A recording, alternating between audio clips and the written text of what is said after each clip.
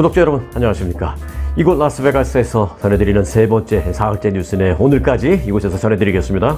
자, 오늘은 이 트럼프 재판 관련 소식을 영상 뒷부분에 이 보너스 뉴스에서 문답으로 풀어보는 세기의 재판이라는 제목으로 해설해 드리겠습니다.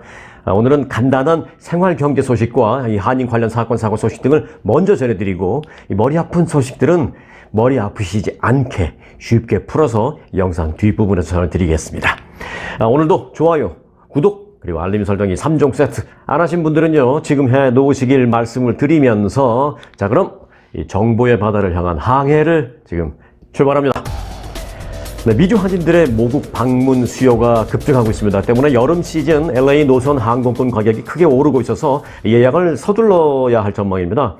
LA 지역 한인 여행 업체들에 따르면 5월 중순부터 본격적인 여름 성수기 시즌이 시작되면서 LA 노선 왕복 항공권 최저 가격이 $2,000대를 기록하는 등 큰 폭의 오름세를 기록하고 있습니다.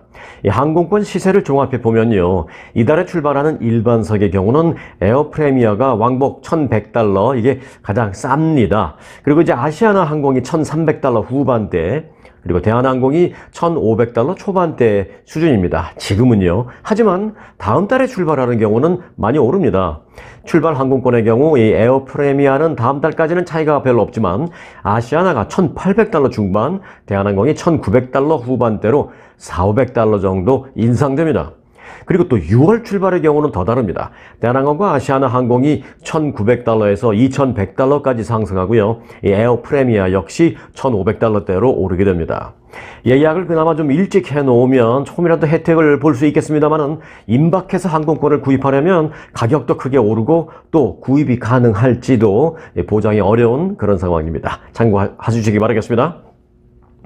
네, 미국 내 공항이 이제 본격적으로 붐비고 있습니다. 지난해 한 해 동안 가장 많은 탑승객으로 제일 붐볐던 국제공항 대부분이 미국 공항이었습니다. 최상위 10개, 이 10위 가운데 5개를 미국 공항이 차지했고요. 탑5 가운데 4개를 역시 미국 공항이 차지했습니다. 자, 볼까요? 조지아주 애틀란타의 하츠필드 잭슨 국제공항에서 지난해 무려 9,370만 명의 이용객이 비행기를 타고 내렸습니다. 이는 코로나19 충격이 더 심했던 전년도 그 1년 전에 비해서 24%가 급증한 규모입니다. 하지만 이 코로나 직전이었던 2019년 규모에는 아직도 한 15% 정도? 그 정도 부족한 수치입니다.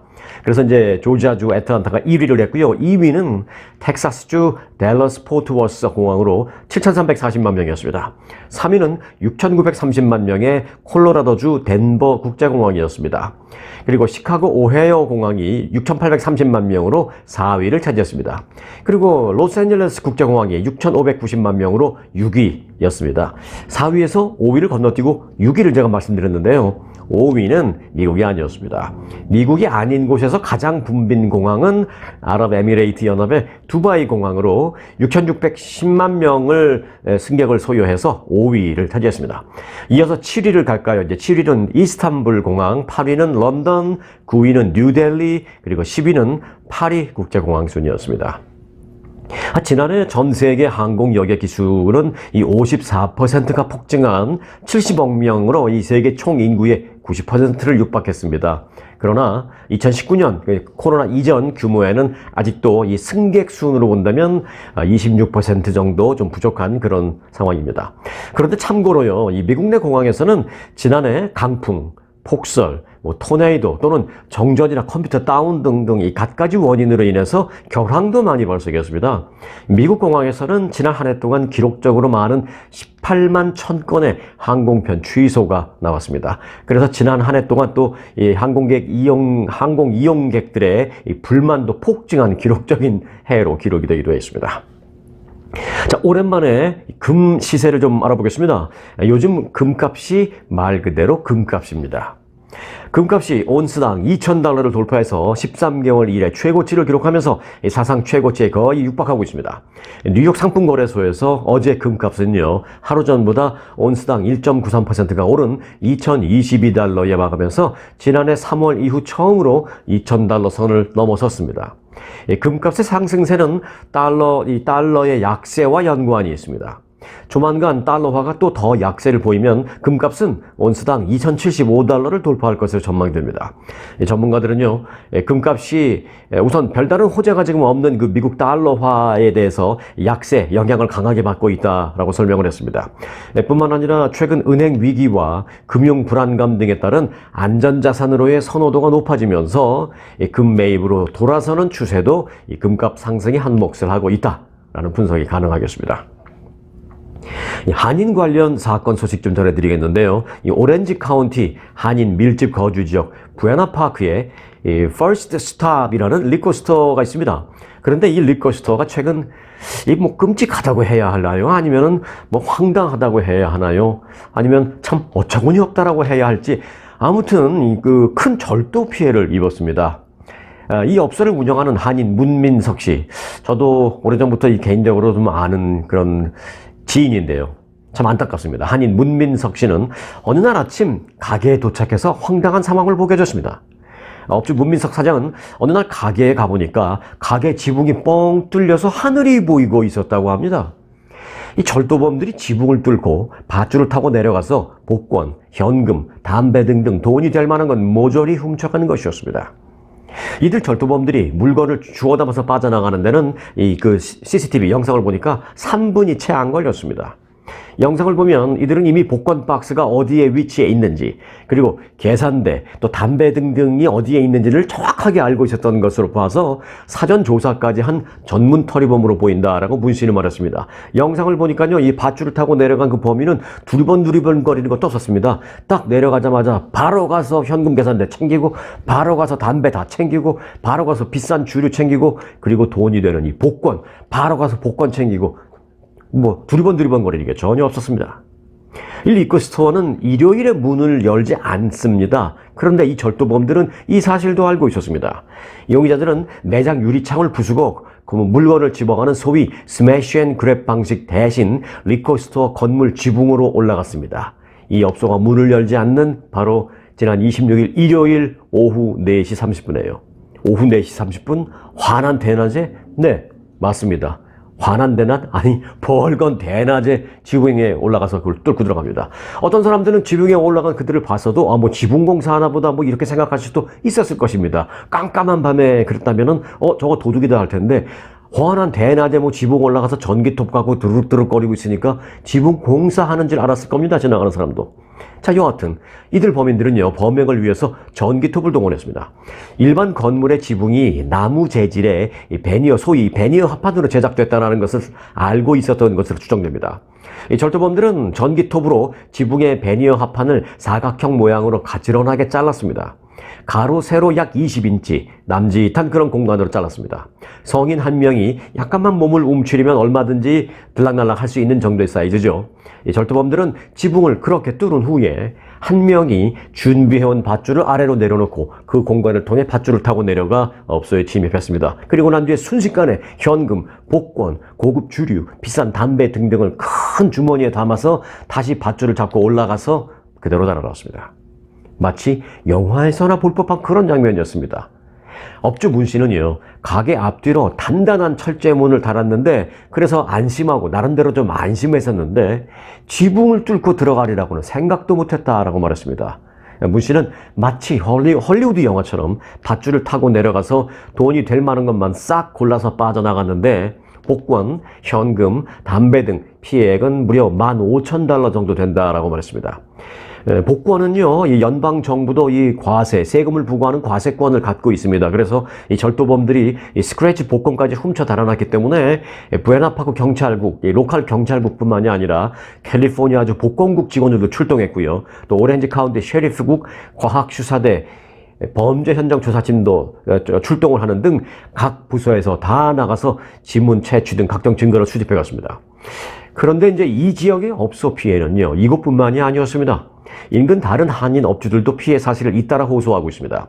일식집을 이 인근에서 운영하고 있다는 한 한인 업주는요, 우리 가게도 2번이나 탓했습니다 라면서 이 근처의 비즈니스들도 최근에 다들 한두 번씩 절도 피해를 입었습니다 라고 말했습니다. 두꺼운 철제문을 설치해도 소용없는 이 대담한 지붕 뚫기 수법. 야, 이건 어떻게 막아야 할까요? 지붕도 철근으로 만들어 버려야 할까요? 참 이래저래 이 한인 업주들의 고통이 가중되고 있습니다. 다음 소식입니다. 인공지능 AI에 대한 관심이 최근에 높아지고 있잖아요. 그러면서 지난해 미국에서 AI 관련 일자리가 1년 새 2배로 급증한 것으로 나타났습니다.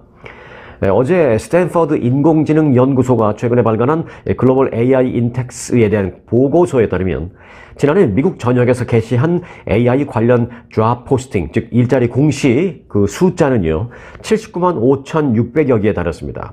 이는 1년 전인 2021년 40만 4천 개의 2배 수준입니다. 각 기업 등에서 이 AI에 대한 투자를 늘리면서 AI 관련 일자리도 많이 늘어난 것으로 보입니다. 주별로 볼까요? 주별로 보면 캘리포니아주가 14만 2,154개로 가장 많았습니다. 전년도에는 8만 230개밖에 안 됐습니다. 6만 한 2천 개 정도가 증가한 거죠. 퍼센테이지로는 한 77% 늘었습니다. 캘리포니아는 애플과 구글 그리고 메타 등 빅테크 기업들의 본사가 있는 곳이죠. 생성형 AI, 이 챗 GPT 개발사인 오픈 AI도 샌프란시스코에 있습니다. 캘리포니아에 이어서 텍사스 그리고 뉴욕주가 그 뒤를 이었습니다. AI 관련 그 직업이 많이 공시된 그런 주가요. 텍사스주는 전년도 3만 4천 개에서 거의 2배로 또 늘었고요. 뉴욕도 전년도 2만 4천 개에서 80%가 조합이 급증했습니다.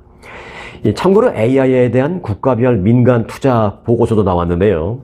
살펴보니까 미국이 470억 3,600만 달러로 가장 많은 투자를 했고요. 중국이 130억 4천만 달러에 투자를 해서 그 뒤를 이었습니다. 한국은 31억 달러를 투자를 해서 영국, 그리고 이스라엘, 인도에 이어서 6번째로 이 AI에 투자를 많이 한 나라로 기록이 되었습니다. 네, 차량 리콜 소식입니다. 이 복스웨건이 차량 리콜을 발표했습니다. 이 복스웨건은 조수석 센서 결함으로 에어백 미작동 가능성이 있는 SUV 14만 대를 리콜한다고 밝혔습니다. 고속도로 순찰 때 고속도로 교통안전국에 따르면 센서 결함으로 인해서 사고 시에 조수석에 그 에어백이 작동하지 않을 수 있는 그 복스웨건의 아틀라스 모델 14만 3천 대의 리콜을 결정했습니다. 당국에 따르면 조수석에 사람 탑승 여부를 감지하는 시스템이 있는데 그 시스템의 배선에 결함이 발견됐다는 것입니다. 그래서 이 동행자가 조수석에 탑승을 해 앉아 있는데도 차량은 사람이 없다고 인식을 하고 에어백 작동을 비활성화로 만들어놔서 사고 시에 치명률을 높일 수 있다는 설명입니다. 당국은 해당 차량, 즉 복스웨건 SUV 아틀라스 모델을 구매한 소비자들은 리콜 수리를 마칠 때까지 조수석 탑승을 가급적 하지 말아달라고 권고했습니다. 리콜 대상 다시 한번 정리를 해드리면 이렇습니다. 자, 2018년형 그리고 19, 20, 21년식 복스웨건 아틀라스, 그리고 2020년식 아틀라스 크로스 스포츠 차량입니다. 네, 다음 소식입니다. 결국 대만 총통이 LA에서 미국 고위급 인사들과 회동을 했네요. 대만 총통과 미국 하원 의장이 미국 땅에서 처음으로 공식 회동을 했습니다. 차이 잉원 대만 총통은 어제 LA 인근에 있는 로널드 레이건 대통령 기념관에서 케빈 메카시 연방 하원 의장을 만났습니다. 메카시 하원 의장은 차이 총통을 환대했습니다. 1979년 미국과 대만이 단교를 한 이후 미국 땅에서 열린 양국 간의 최고위급 회동이었습니다. 미국에서 하원 의장은요, 권력 서열 3위입니다. 다시 말해서 대통령 유거시에 대통령직 승계 1순위는 부통령, 그리고 그 다음 승계 순위가 바로 연방 하원 의장입니다. 미국은 1979년 중국과 수교를 하면서 국제적으로 이 하나의 중국만을 인정하라는 중국의 요구에 따라서 대만과 단교하는 조치를 그때 취했습니다. 그런데 왜 지금 이렇게 외교 관계가 있는 거지? 라고 이제 생각하실 수 있잖아요. 그런데 이제 그럼에도 불구하고 미국은 그 이후에도 하나의 그 법령을 만들었습니다. 대만 관계법, 타이완 릴레이션스 액트라는 것을 만들어서 이 법령을 토대로 대만과 사실상 외교 관계까지는 아니지만 실질적인 외교 관계를 유지는 하고 있습니다. 이 대만 관계법은요, 대만의 자위력 유지를 위한 대만에 대한 방어적 성격의 무기 제공과 대만 고위 인사의 미국 방문 허용 등을 규정하고 있습니다. 하지만 이 우려했던 대로 차이 총통의 미국 방문과 하원 의장 회동에 중국은 크게 반발하고 있습니다. 중국군 항모 전단이 대만 동남부 해역을 거쳐서 항행 훈련을 지금 벌이기 시작했고요. 또 대만과 마주한 중국 푸젠성 해사국은 대만 해역 북부와 중부에서 합동 순항 작전을 대규모로 시작했습니다. 중국은 또 지난해 8월 당시 낸시 펠로시 하원 의장이 대만을 직접 방문했잖아요. 그때도 대만 섬을 포위하는 대규모 실사격 훈련을 하고 또 군용기를 연일 대만의 방공식별 구역에 진입시키는 등 강하게 반발하고 있습니다. 이번에도 지금 중국의 강한 반발 군사작전 훈련이 시작이 됐는데 여기서 좀 그쳐주기를 기대합니다. 자, 성추문 입막음 의혹으로 형사기소돼서 법정에서 혐의를 전면 부인하며 반발한 도널드 트럼프 전 대통령이 어제도 바이든 행정부가 법을 무기화하고 있다라면서 비난을 연일 이어갔습니다. 잠깐만 살펴보고 비하인드 소식 그리고 문답식 해설 이어드릴게요. 자, 기소 인부 절차 풀었으면 기소 인정 여부 절차. 검찰이 당신을 기소했는데 이걸 인정합니까? 안 합니까? 그걸 물어보는 그런 절차죠. 그러면 이제 99.9%가 인정 안 한다고 not guilty라고 말하죠. 자, 기소 인부 절차를 위해서 법정에 선 지만 하루도 지나지 않아서 비난 입장을 내놓으면서 향후 SNS 등을 통한 여론전을 트럼프 전 대통령 한층 강화하겠다는 의지를 비친 것으로 해석됩니다. 트럼프 전 대통령은 어제 자신의 소셜미디어 트루스 소셜에 글을 올렸습니다. 이렇게 썼습니다. 민주당은 미국이 이전에 본 적 없는 법체계 무기화에 나섰다라면서 하지만 사람들은 무슨 일이 일어나는지 보고 그것이 지속되도록 허용하지 않을 것이다 라고 말했습니다. 그는 거의 모든 법률 및 정치 분석가들은 나에게 이렇게 말한다. 지금 제기된 불공평하고 도덕적으로 역겨운 기소가 아무런 쓸모가 없는 것이며 심지어 사건 자체도 아니다 라고 나에게 말하고 있다 라면서 범죄는 없었고 공소시효를 수년이나 위반했다라고 트럼프 전 대통령은 주장을 했습니다. 그리고 또한 공화당은 법무부와 FBI가 정신을 차릴 때까지 예산 지원을 하지 말아야 한다라고 SNS에 썼습니다. 공화당이 지금 예산권을 쥐고 있는 그 하원의 다수당이잖아요. 그런 만큼 공화당이 예산권을 좀 활용을 해서 자신을 옥죄고 있는 수사당국에 대한 예산을 끊어버리다라고 압박을 하는 일종의 지시인 셈입니다. SNS 원격 지시인 셈입니다. 지시까지는 아니고요. 원격 압박인 셈입니다. 지난 화요일 법원에서 그런데 이 후안 머천 판사가 이렇게 말했죠. 트럼프 전 대통령에게 SNS를 이용해서 대중을 선동하는 일을 자제해야 합니다 라고 경고까지 했잖아요. 그런데 트럼프 전 대통령이 아랑곳하지 않는 그런 모습입니다. 이 같은 행동이 혹시 추후 재판에 또 어떤 영향을 미칠지 그렇지 않을지 지금 주목되는 그런 상황인데 트럼프 전 대통령은 신경 안 쓰는 그런 모습입니다. 어떻게 과연 영향을 미칠지는 모르겠습니다. 그런데 트럼프 전 대통령 이 SNS 활동을 하지 말라니까 사실 지금 더 하고 있습니다. 어제는 SNS에 자신이 찍지도 않은 가짜 머그샷 사진을 또 게시하기도 했습니다. 뉴욕주 법원이 다른 사람들은 기소되면 무조건 다 찍도록 의무화되어 있는 그 머그샷을 트럼프 전 대통령에게는 예우 차원과 그리고 만일 실제로 찍었다가 이 사진이 자칫 외부로 유출되는 일을 발생하면 큰일이니까 그런 걸 막기 위해서 찍지 않도록 생략하도록 일종의 혜택을 주었는데 본인이 직접 가짜 머그샷을 퍼뜨리고 있습니다. 트럼프 대선 캠프는요, 아예 웹사이트에서 이 가짜 머그샷이 박혀져 있는 인쇄되어 있는 티셔츠를 $36에 판매하고 있기도 합니다. 자, 트럼프 전 대통령이 지난 화요일 법정 출석 뒤에 자택에서 연설을 했죠.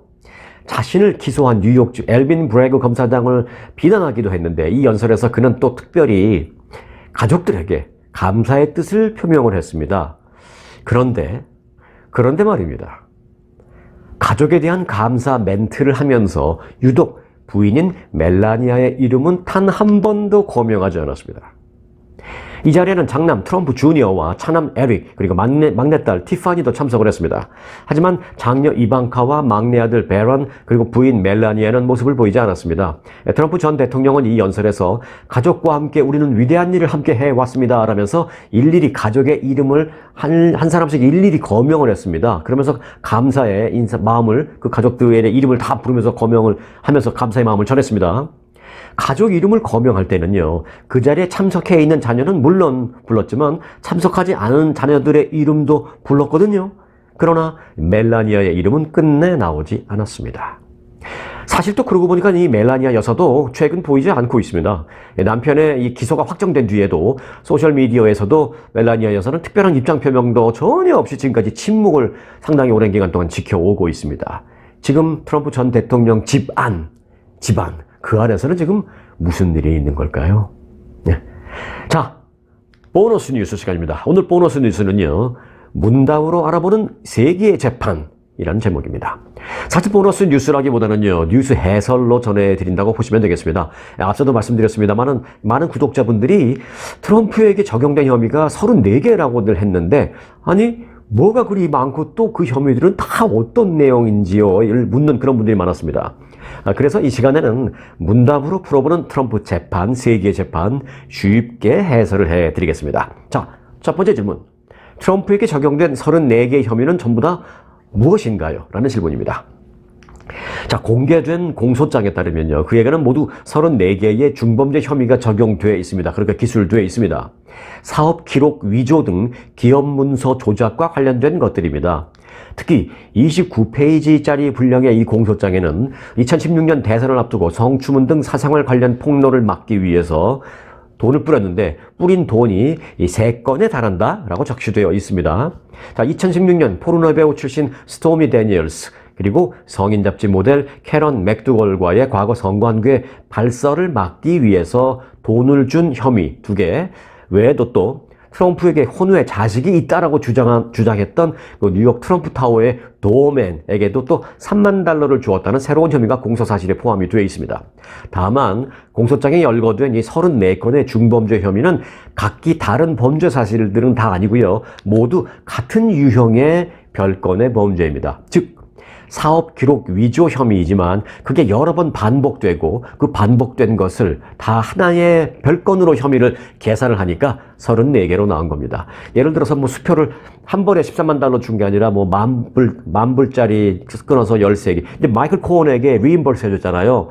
마이클 코언이 먼저 돈을 주고 뭐 트럼프 전 대통령이 마이클 코언에게 $13만 달러를 줬다는 거 아니에요. 그러니까 그 $13만 달러를 한 번에 다 준 게 아니라 예를 들면 만 불짜리 체크를 뭐 매달 뭐 몇 번에 줬다든지 하면 이제 이게 열 몇 번이 다 하나씩 카운트가 되는 겁니다.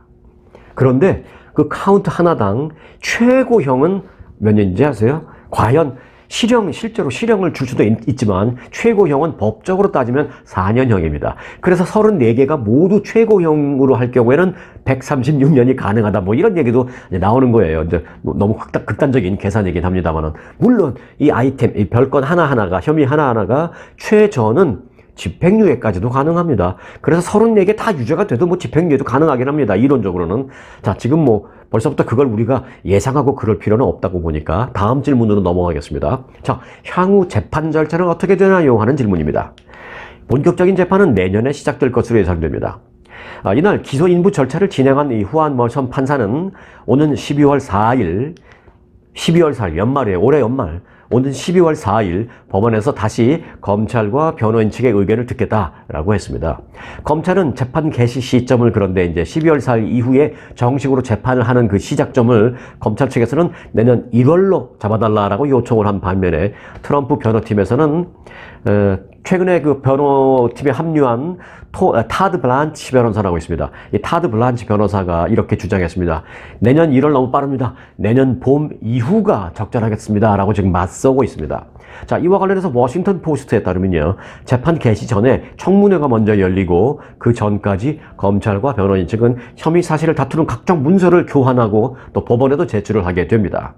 재판 전에 청문회 단계에서 이 변호인 측이 거듭 무죄를 주장할 터이니 그렇게 되면 이제 유무죄를 가리는 본격 재판 절차가 진행이 되는데 1월에 잡힐지 아니면 3월이나 4월에 잡힐지 요거는 좀 더 두고 봐야 되겠습니다. 다음 질문. 트럼프 측이 내년 봄 이후 재판을 고집한다고 방금 전에 말씀을 하셨는데, 이건 뭐 지금 제가, 누군가가 지금 영상을 보시고 올리신 건 아니고요. 내년 봄 이후 재판을 고집한, 그런 내용을 제가 사실 어제 영상에서도, 알려드렸거든요. 이제 그걸 보고 이제 구독자분들이 댓글로 질문을 하신 거예요. 자, 트럼프 변호인 측이 내년 봄 이후 재판을 고집하고 있는 그 속셈은 무엇인가요? 라는 질문입니다. 자, 재판 과정을 최대한 2024년 대선, 그러니까 내년 11월에 있죠. 내년 대선 직전까지 끌고 가려는 지연 전략으로 풀이됩니다. 이번 형사 기소를 정치적인 박해, 정치 탄압으로 규정한 트럼프 전 대통령 측은 바이든 행정부로부터 탄압받는다는 그런 이미지를 극대화해서 공화당 내 지지층을 결집시키고 또 후원금 모금에도 적극적으로 활용하는 이 불쏘시개로 삼기 위한 것이다라는 것입니다. 그러니까 자칫 이 재판이 트럼프 전 대통령에게 정치적인 좋은 지렛대가 될 수도 있다는 겁니다. 아니, 지렛대로 활용을 하겠다라는 것이 변호인 측의 전략입니다. 자, 이번 이슈가 차기 대선 한복판까지 이어지면 적어도 공화당 대선 후보 경선에 상당한 호재가 트럼프 쪽에 될 것이다라는 계산을 하고 있다라는 분석입니다. 그러니까 정치적으로 영향을 미치지 않기 원한다면 검찰 측에서 아주 이거 스마트하게 잘해야 합니다. 트럼프 전 대통령을 유죄를 만들어라 또는 무죄로 만들어라 그런 의미가 제가 말씀드리는 게 아니라 이런 어떤 법적인 이런 절차가 정치적으로 활용되거나 이용당하지 않기 위해서는 정말 검찰 측이 똑똑하게 해야 됩니다. 자, 다음 질문. 유죄 판결을 받으면 트럼프 전 대통령 대선 출마에는 문제가 없습니까? 하는 질문입니다. 네, 결론부터 말씀드리면 없습니다. 대선 출마는 가능합니다. 트럼프가 유죄 판결을 받는다 하더라도 공직 출마 자격이 박탈되지는 않습니다. 미국 헌법상 대통령 후보에 출마할 수 있는 조건은 딱 세 가지입니다. 첫 번째, 미국에서 태어나야 되고요. 그리고 두 번째, 35세 이상인 나이 기준이 있고요. 그리고 세 번째, 최소 14년 이상 미국 내에 거주한 미국인. 이 세 가지만 충족하면 나갈 수 있습니다. 다시 말해 범죄 경력이 있어서 나갈 수 있다는 것이죠. 법률 전문가들은요, 트럼프에 대한 기소나 유죄 판결이 선거 출마를 막을 이유가 되지는 못한다라고 말했습니다. 자, 다음 질문. 이번 사건 외에 트럼프를 겨냥한 또 다른 수사가 있습니까? 라는 것입니다. 네, 있습니다. 트럼프를 옥죄고 있는 다른 형사 사건들이 줄줄이 대기 중입니다. 그중에 한두 개만 볼까요? 이 중 일부는요, 이번 건과 별개로 또 곧 추가 기소될 가능성도 있는 것도 있습니다. 검찰 또는 특검의 수사는 크게 세 가지입니다. 첫째는 2020년 대통령 선거 당시 조지아주 개표 과정에 개입을 했다는 의혹이 있는데 여기에 대한 것도 지금 상당히 진지하게 심각하게 진행되고 있습니다. 수사가. 그리고 두 번째 2021년 2월 6일 소위 16 의사당 난입 사태가 있었잖아요. 그 난입 사태의 선동 의혹 및 백악관 기밀문서 유출 의혹에 대한 조사도 진행 중에 있습니다. 그리고 세 번째, 부동산 개발 회사 트럼프 기업에 대한 회계 조작 및 사기 의혹 등도 조사가 진행되고 있는 중입니다. 이 가운데 트럼프 전 대통령이 2020년 대선 때 아쉽게 아주 근소한 차이로 패배한 곳이 있죠. 바로 조지아주입니다. 그때 그 당시 트럼프 전 대통령 그 당시 조지아주 국무장관에게 직접 전화를 걸어서 선거 결과를 뒤집어 버리기 위한 11,780표를 어떻게든지 찾아내라 라고 소위 압박을 했다는 의혹이 있습니다. 이 의혹과 관련해서 이르면 이달 중에 기소 여부를 결정하는 그런 내용이 나올 수도 있습니다. 기소를 하든지 또는 안 하고 그냥 디스미스 시키든지 이번 달 안에 나올 전망입니다. 연방 검사 출신 데니스 애프터 굿은 이번 뉴욕 기소보다 오히려 조지아주의 기소가 훨씬 더 큰 사건일 수 있다고 했습니다. 트럼프 재판, 그리고 이로 인한 미국의 국론 분열, 안타깝지만 이제 시작인 셈입니다. 자, 이런 상황을 평생 우리 살면서 두 번 볼 수는 없을 것입니다. 자, 그러니까 항상 저희 레알뉴스 글로벌 구독과 알림 설정 꼭 해놓으시고요. 편하게 쉽게 함께 하시기 바라겠습니다. 자, 오늘 영상은 여기까지입니다. 오늘도 편안한 하루 되시기 바라겠고요. 저는 내일 다시 뵙겠습니다. 고맙습니다.